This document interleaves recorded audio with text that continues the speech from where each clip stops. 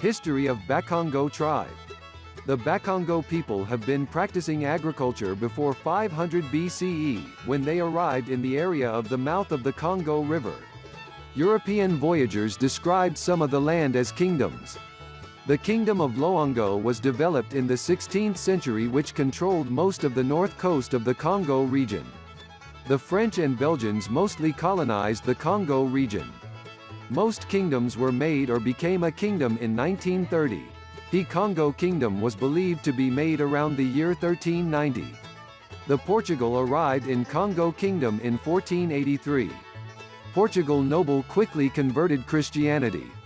The Congo Kingdom was turned into a Christian kingdom around 1485.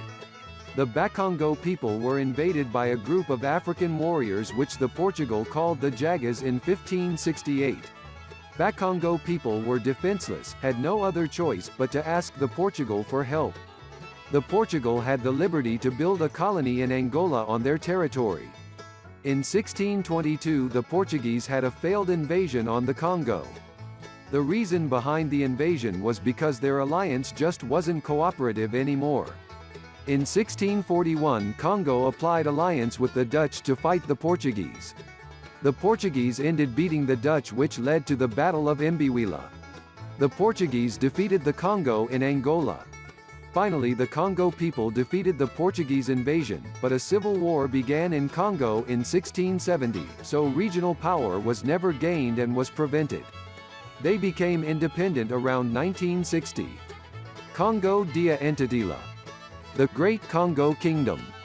In 220 BC the prophet Mbemba Zulu received the prophecy from Ne Muanda Congo to leave the head of Kashiofa and relocate to the heart, the center, of Kashiofa. In the year 320 of the era of the fish led by the prophet N Sansukulu A Kanda, and the Bena Congo built Congo dia Mpangala. In 424 the prophet Kodi Mpwanga built Congo dia Kuimba. Congo dia Entitila was built in 690 era of the fish, led by the prophet Lukeni, and the Bena Congo. 691 saw the end of the construction by the great craftsman Massima Ntoko. Congo dia Entitila comprised of Congo, Angola, Cameroon, Namibia, Mozambique, Chad, Gabon, and parts of Zimbabwe and Botswana. Together they formed the Union of Ntimansi. Mbanza Congo means literally the city of God, which was the capital. In 1885 at the Berlin Conference Africa was divided into separate regions, countries, but before this date there were no frontiers or boundaries as we know them today. Mbanza Congo was destroyed by the Portuguese invaders in the 15th century. Congo. Extract from Robin Walker's book, When We Ruled. When they arrived in the coast of Guinea and landed at Vita in West Africa, the captains were astonished to find streets well laid out. The roads were bordered on either side for several leagues by 2 rows of trees. For days they traveled through a country of magnificent fields, inhabited by men clad in richly colored garments of their own weaving. Further south in the Kingdom of the Congo, a swarming crowd dressed in fine silks and velvet, great states well ordered, down to the most minute detail, powerful rulers, flourishing industries civilized to the marrow of their bones. And the condition of the countries of the eastern coast, Mozambique, for example, was quite the same. The Kingdom of Congo was a flourishing state in the 15th century. It was situated in the region of northern Angola and West Congo. Its population was conservatively estimated at 2 or 3 million people. The country was divided into 6 administrative provinces and a number of dependencies. The provinces were Mbamba, Mbata, Mpangu, Mapimba, Insundi, and Soyo. The dependencies included Matari, Wamdo, Wimbo and the province of Mbundu. All in turn were subject to the authority of the Man-I Congo king. The capital of the country, Mbanza Congo, was in the Mapimba province. From the province of Mbamba, the military stronghold, it was possible to put 400,000 in the field. During slavery, the children of Congo dia Entitila was disconnected from our archangel, ancestors, land, language, history, our culture. As much as 90% of slaves in some areas were directly taken from Congo dia Entitila, meaning that large percentages of the diaspora today have a Congolese heritage. In Jamaica, the population either came from West African tradition, Yoruba, who speak Cromanti, that comes from the Ashanti and Akan people of West Africa, or Congo Dia Entitila. Many traditions still exist, i.e. the Congo, bongo, drum. The largest numbers were taken to Haiti, South Carolina, USA, and New Orleans, Lausian. They brought with them their culture and their spirituality. In Cuba, the first slaves arrived from Haiti in 1513, and then in 1520, 300 slaves arrived from Africa Congo, followed by others from the Congo and other parts of West Africa. Berlin Conference. In 1885, Congo became a Belgian colony, as the scramble for Africa meant that it was divided like a cake amongst the Europeans, who knew he who ruled Africa ruled the world. 2 years prior to this in Belgium, the Conference on Eugenics took place. Africans born outside the continent. Who are the African diaspora? The African diaspora represents all those people of African origin who have been displaced throughout the world, Africans who have left the continent by force or by choice. This represents many hundreds of millions of African black people who can be found throughout Europe, America, Brazil, the Caribbean, Asia, and the Far East. Many of whom are often forgotten and totally detached from Mama Africa. Mostly when people speak of the African diaspora, they are usually referring to those Africans displaced through slavery. However, in truth, this diaspora incorporates many millions of other Africans displaced through the Arab slave trade, into places like the Indian Peninsula, Afghanistan, Iraq, Turkey, and the rest of the Arab world, such as the infamous Citis. It also includes Africans who left the continent many thousands of years ago as explorers, who settled the world, creating Earth's first populations. Many of these Africans still exist and inhabit these places and are the indigenous people and the first native populations in these regions. These indigenous people, who constitute the original people of many now industrious countries, such as China, India, and even Russia, have now been totally marginalized, placed at the uttermost bottom of the social class ladder, and are seldom if ever mentioned in the media or modern literary books. It is the aim of BDK to offer a vehicle for all those displaced Africans to re-establish their ancestral connection with Mama Africa, as well as highlight the journey, achievements, and struggles of these resilient people. Our aim is that people are made aware of our global presence, and can help to give a voice to who we really are. Language: Kikongo. Kikongo is the authentic language of Kashiofa, Africa, brought by the Bena Zulu, from the planet Kakongo, Compagian star of Sirius, to initiate the sons of the earth in Ethiopia, before the appearance of the other races. Kikongo is the vehicle of communication with the spiritual world, given to us by our great ancestors. The importance of language. Due to migration of peoples, passage of time and colonization, Kikongo has been transformed into the many languages and dialects which we now see in Africa today. One prime example of this is the name for the creator, which can be unraveled due to this source language showing linguistic characteristics. Nzambi is the Kikongo name for creative force. We can see variations of this word throughout Africa in countries, rivers, mountains. Namibia, Zambia, Mozambique, Zambezi, etc. Ne Muanda Congo is the archangel of the creator, and the words Muanda and Congo can also be found, which can be found throughout Africa's regions, showing a common denominator in culture and language spoken in Kashiofa. Indeed, it is knowledge of our ancient tongues that guides us to a greater understanding of our story and unravels the mystery behind the Bana Zulu.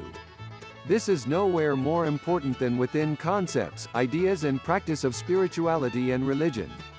Language plays a most crucial role in helping people both better understand African spirituality and connect or reconnect to the divine self. It is the means by which an individual can practice, express, and manifest themselves in a manner conducive to their physiognomy, tradition, and natural existence on this planet, in relation to natural selection, who they are. Spirituality. The differences between spiritual traditional religion and traditional religion are important and significant. The main differences between spiritual traditional religion and traditional religion are that spiritual traditional religion indicates the practice, connection, and initiation with the universal forces, i.e. the cosmos, the nature, the ancestors, and also to manifest the forces and the knowledge of the universe. Spirituality is to manifest these creative attributes which exist within the source, therefore to connect with the source relates to an individual being in contact with these forces invisible and visible. Laying spiritual practices, there are no sacrificial human or animals. There is no shedding of blood to create a connectopin or to achieve the development of spiritual evolution. Only through adherence to karmic laws equals spiritual principles can an individual attain spiritual growth. It is these values that are the way of life equals the cornerstone for the student of African spirituality. Traditional religion. This is a system of knowledge that has been inherited from generation to generation. This system also relies on the adoration ideology of leaders, which may include idols, sacrifice, and may not necessarily be in connection with the universal forces. Custom heritage can be customs that used without knowing their origins. This can be a disadvantage to inhabitants of a country simply because they are not aware that they are following a tradition that became fashionable due to colonialism, for example. Sorcery was never indigenous to Cassiopha, but brought to the land with the missionaries and colonizators. This was later adopted as the indigenous spiritual system were outlawed and the colonial religion imposed on the people. After time, the names of European deities and their blood sacrifices were mixed with older ideas of that country. Religion. Religion, as we know it, indicates a following, glorification and adoring of an individual or system of mind control that is meant to be a mediator between an individual and the source, the divine forces, within and without, invisible and visible. These methods are employed to stop or retard the spiritual advancement of all people. Today religion is used to manipulate the people of the earth. Corrupt so-called leaders lead not by example but through lies. They exploit and profit from their unsavory actions. Spirituality of your ancestors. The love force, spiritual system of the Creator never changes. It was us as a people who deviated from the rightful path that our ancestors left. History is the foundation of knowledge, and in the history we see and learn that the system used to defeat the colonizators, whether in Brazil, North America, Haiti and Congo, was the same. If there were 2 or 3 systems, then that would divide the people and created rivalries and conflict. Therefore today the same system that our great glorious ancestors used will again be the instrument which our Archangel Ne Muanda Congo will use to liberate Congo and the world. The eagle, symbol of a Congo. The eagle has the power of the 3 physical dimensions on the earth. Nzambi equals the creative energy force, the Almighty equals God. The eagle is the symbol of Impungu, which is God as a power in the universe. Over time, any instrument which was used to provide power to any man whatsoever has come to be known Impungu by the people.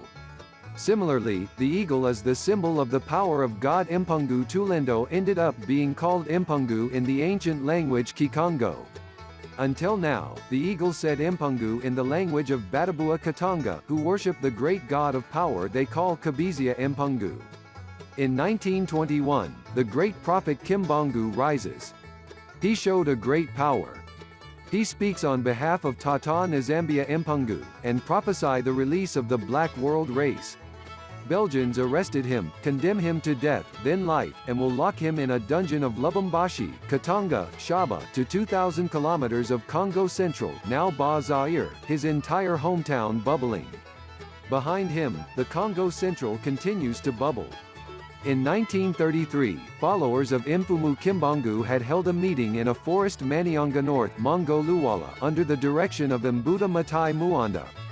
When the prayer session reached the climax, the great initiate Matai Muanda cried aloud saying, Mfumueto, Mfumueto. Wiza Wasiamiza en Longoki Miaku. Our Lord. Come and sanctify your followers. 2,000 kilometers away in his dungeon of Lubumbashi, Mfumu Kimbongu heard the call and decided to respond. Suddenly, a bright cloud formed above the congregation of the disciples gathered in the forest. A light rain began to fall, and then saw a large eagle, Impungu, in the cloud.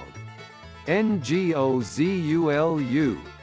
The eagle came down and settled in the midst of the assembly, and turned into a man, Lord Kimbongu, Grand Messenger Tata Nzambia Impungu. Mfumu Kimbongu I Mfumu ku Congo. He congratulated Mbuta Matai Muanda for his righteousness and his zeal to work, then he blessed the audience and disappeared in the blink of an eye. The Nzila Congo teaches that long before the colonial era, when the founding of the Kingdom of Congo, 1. The eagle appeared when the great messenger Mabaka stood at Congo dia Mpangala. 2. The eagle appeared when the great messenger Koti Pwanga stood at Congo dia Kuimba. 3. The eagle appeared when the great messenger Mbakala Enzondo stood at Congo dia Luangu. 4. 9 eagles appeared in the sky when the archangel Muanda Congo down on Mount Congo dia Entitila, Mount Nakumba. 5. After colonization, the eagle will still appear at the time of Mama Vita Kimpa in 1702, and Mfumu Kimbangu in 1921, and